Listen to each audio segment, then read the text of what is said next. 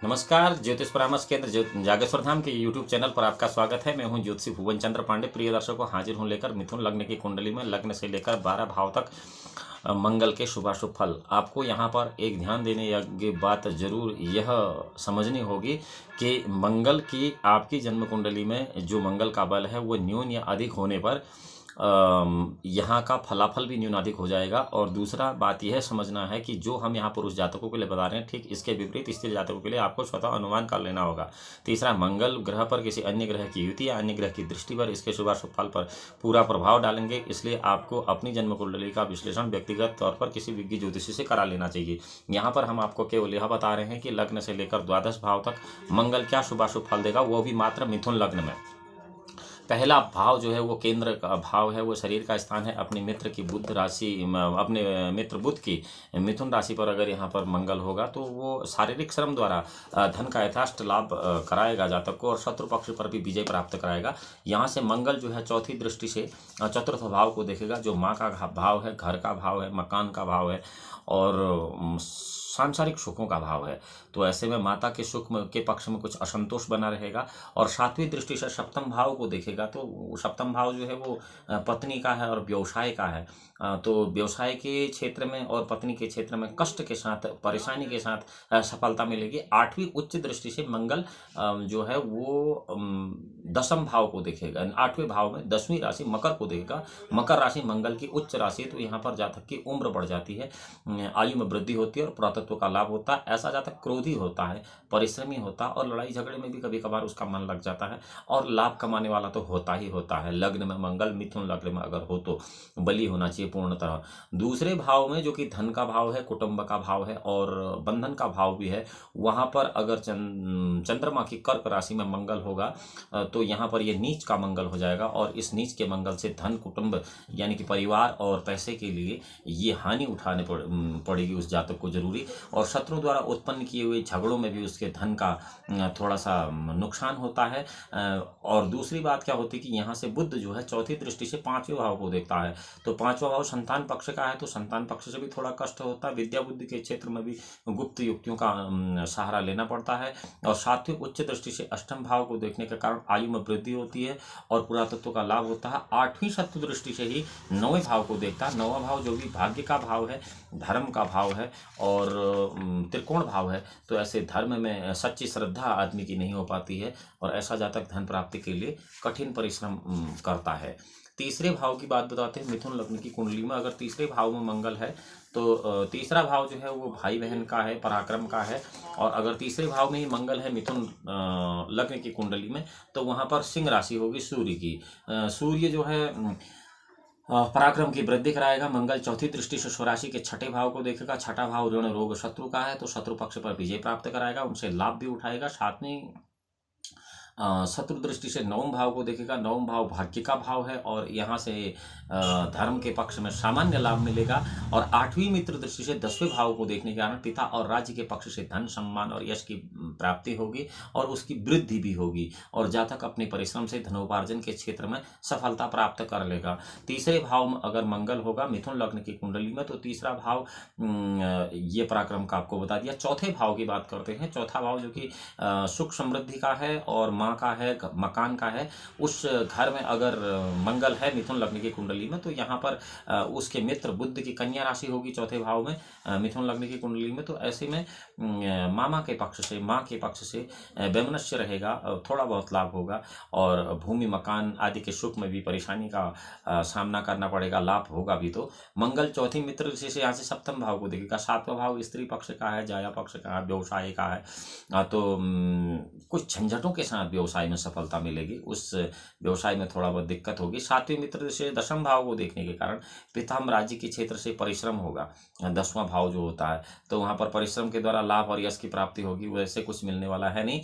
आठवीं दृष्टि से एकादश भाव को अपनी मेष राशि में देखेगा, तो एकादश भाव लाभ का भाव है और अपनी ही स्वराशि है, तो वहां पर आमदनी अच्छी हो जाती है। संक्षेप में जातक को कुछ परेशानियों के साथ साथ परिश्रम के द्वारा सभी क्षेत्रों में लाभ और उन्नति के योग प्राप्त होते हैं। उतना अच्छा फल तीसरे भाव में भी मंगल मिथुन लग्न में नहीं दे पाता है और चौथे भाव में। चौथे भाव में नहीं दे पाता है। पांचवें त्रिकोण विद्या बुद्धि का जो घर है वो संतान का घर है, उसमें अपने मित्र की शुक्र की तुला राशि पर अगर मंगल आ गया पांचवें घर में, तो जातक को संतान पक्ष से सामान्य वैमनस्य रहेगा और हल्का फुल्का लाभ होगा।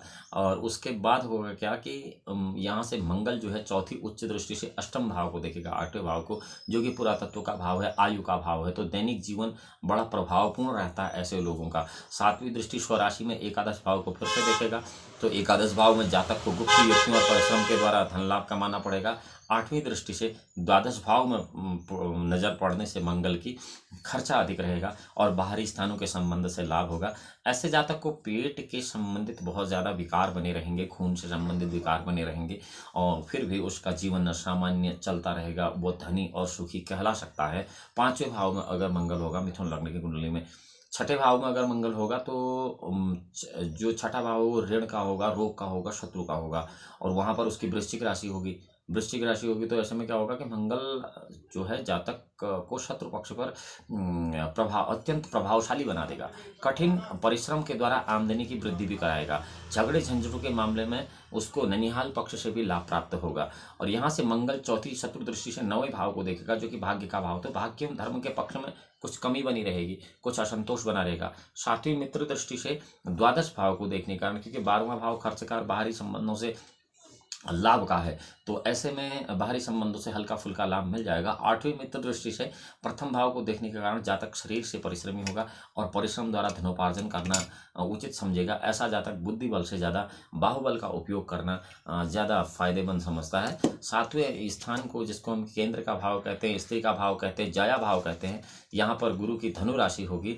तो धनु राशि पर अगर मंगल होगा तो कुछ झंझटों के साथ व्यवसाय में, कुछ परेशानियों के साथ व्यवसाय में सफलता देगा, और रोग भी ऐसे जातक को बहुत ज़्यादा होंगे। यहाँ से मंगल चौथी मित्र दृष्टि से 10वें भाव को देखेगा।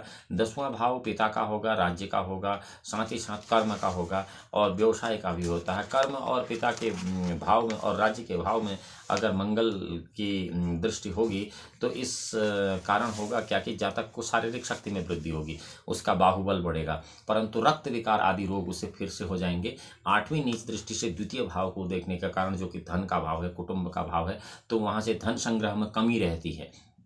कुल मिला के आदमी जितना कमाता है उतना खर्चा कर देता है, जिसके कारण दुख का अनुभव होता है। साथ ही साथ कुटुंब के कारण भी यहाँ पर क्लेश प्राप्त होता है अगर सातवें भाव में मंगल हो। मिथुन लग्न की कुंडली की मात्रा हम बात कर रहे हैं। प्रिय दर्शकों, यहाँ पर आपको एक बात ध्यान रखनी होगी कि स्त्री जातकों के लिए इसके विपरीत आपको फल तारतम्य से अनुमान कर लेना होगा। आठवें भाव की बात करते हैं। आठवां भाव पुरातत्व का है, आयु का है, और आठवें भाव में मकर राशि हो जाएगी मिथुन लग्न की कुंडली में, जो कि शनि की राशि होगी और शनि मंगल का शत्रु होगा। तो ऐसे में आयु की वृद्धि हो जाएगी, पुरातत्व का लाभ होगा, साथ ही साथ शत्रु पक्ष में भी कुछ परेशानी के साथ सफलता उसे मिल सकती है। यहाँ से मंगल चौथी दृष्टि अपनी मेष राशि को देखेगा, जो कि एकादश भाव में देखेगा। तो 11वां भाव जो है आय का भाव है, लाभ का भाव है, तो यहाँ से परिश्रम के द्वारा धन लाभ तो हो जाएगा। जीवन निर्वाह के लिए बंधी हुई आमदनी का योग यहाँ पर रहेगा।